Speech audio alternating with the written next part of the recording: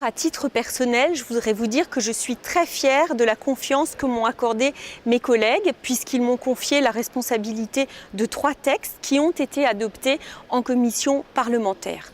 Au niveau parlementaire, je suis très fière d'avoir pu amener les questions transfrontalières dans les débats que nous avons au Parlement européen. Et ça s'est concrétisé par la mise en place d'un groupe de travail réunissant les parlementaires intéressés par les questions transfrontalières.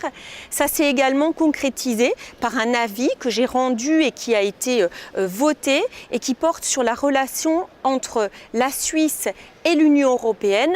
Et très concrètement, l'avis demande à la Suisse de continuer à permettre aux travailleurs européens de travailler, d'occuper des postes facilement dans l'Union européenne. Et donc ça concerne très directement les travailleurs frontaliers. Alors le moment le plus fort, c'est incontestablement la visite du pape dans l'hémicycle.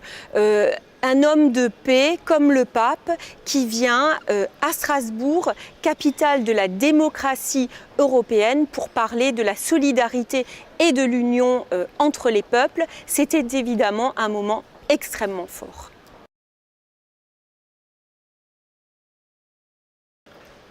Alors, le premier défi du Parlement européen, c'est évidemment de réconcilier les peuples européens avec cette Europe qui est en train de se construire.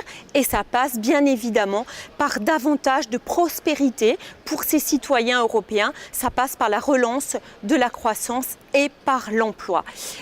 Au niveau national, un des défis, c'est aussi de remettre la France au cœur du débat européen et de lui laisser la place qu'elle mérite d'avoir et qui lui permet aussi d'avancer de manière très proche avec les Allemands.